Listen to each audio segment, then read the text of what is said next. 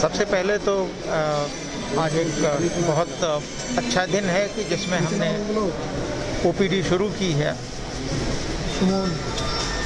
अभी छोटे स्तर पे ओपीडी शुरू हुआ है 8 डिपार्टमेंट से, जिसमें medicine, surgery, obs gynae, IENT, paediatrics, psychiatry और डर्मेटोलॉजी है। पेशेंट्स का अभी कंसल्टेशन सर्विस शुरू हुआ है और 150 से 200 मरीज से ज़्यादा जो है अभी हम नहीं देख पाएंगे, क्योंकि हमारे पास में अभी मैन पावर कम है।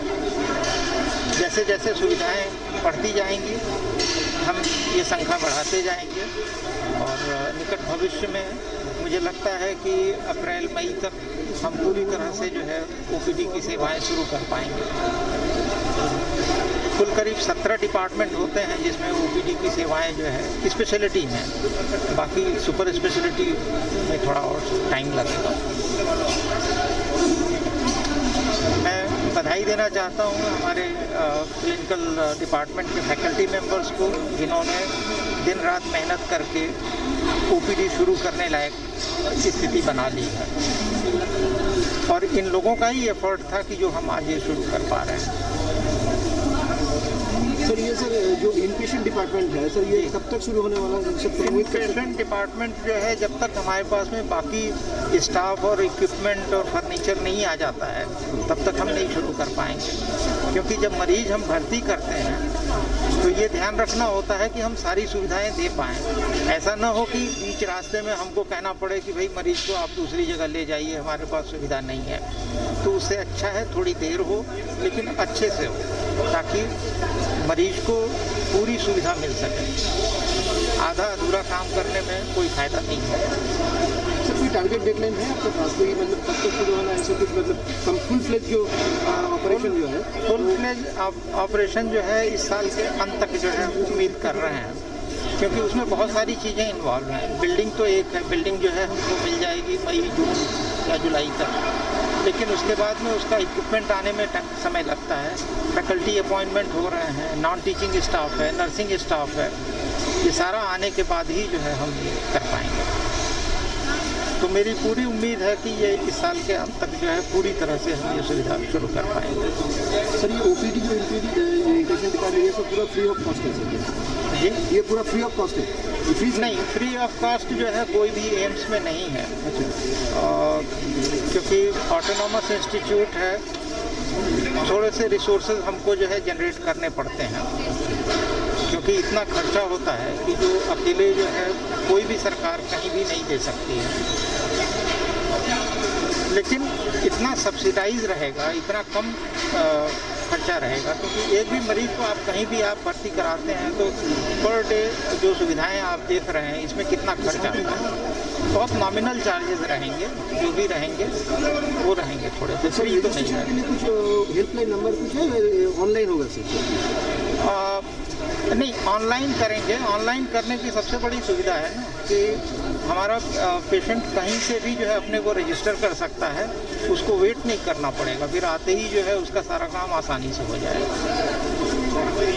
लेकिन इमरजेंसी तो अलग रहेगी। इमरजेंसी में तो जो है फिर वेट करने का कोई सवाल ही नहीं उठता है, वो तो कोई रजिस्टर करने का भी, जैसे ही पेशेंट को कोई ज़रूरत पड़ेगी इमरजेंसी में आएंगे और उनका तुरंत काम होगा। और एक सर लास्ट क्वेश्चन है सर, हम लोग सुना था कि for research activities we are going to tie up with institutes like IISER, NIGPA, sir is there any sir confirm conversation regarding this? देखिए, वो रिसर्च के हिसाब से जो है उनके साथ में कोलैबोरेशन करना है, और वो क्योंकि वो लोग बेसिक साइंसेज में रिसर्च करते रहते हैं, तो मेडिकल फील्ड अगर उनके साथ में जुड़ता है तो जितने भी इनोवेशंस होते हैं, जितनी भी नई चीज़ें बनती हैं, बिना उनके सहयोग के नहीं बन पाती हैं। तो NIBG और ISSR से हम जो है सहयोग, बल्कि ISER से तो हमारा MOU भी हो चुका है रिसर्च के लिए, और NIB से भी हम जल्द ही करने वाले हैं।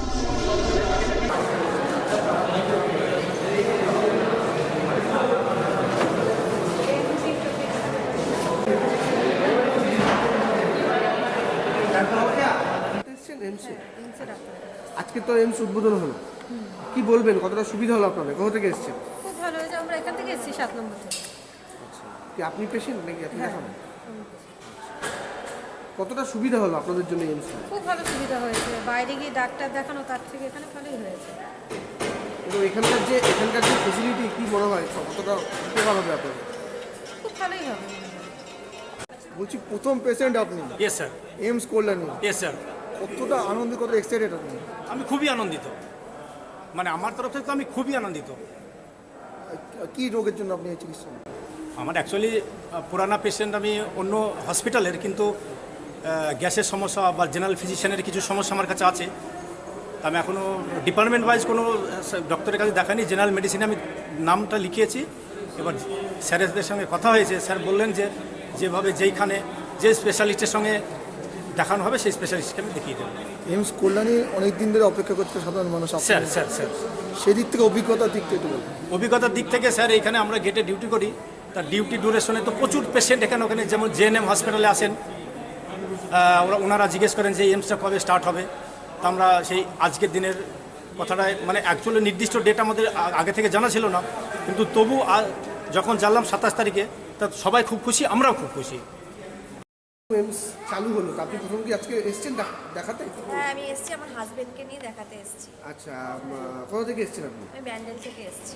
আচ্ছা, এই আজকে যে এইমস চালু হলো দেখাবেন, কি মনে হচ্ছে কতটা সুবিধা হলো? আমাদের অনেকটাই সুবিধা হলো, দিল্লির পরে কল্যাণী আমাদের ব্যান্ডেলের থেকে একদমই কাছে, তো যাতায়াত ব্যবস্থারও অনেক সুবিধা হলো। আর এত বড় একটা কেন্দ্রীয় সরকারের মানে একটা হসপিটাল, মানে সরকারি হসপিটালের মানে এত বড় একটা পাওনা, আমাদের কাছাকাছি হসপিটাল, মানে দেখাতে খুবই সুবিধা হচ্ছে।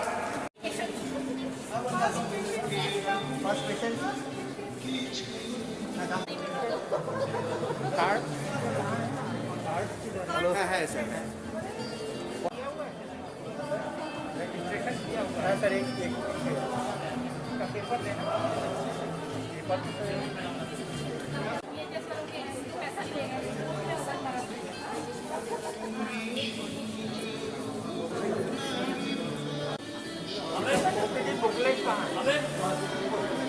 OPD booklet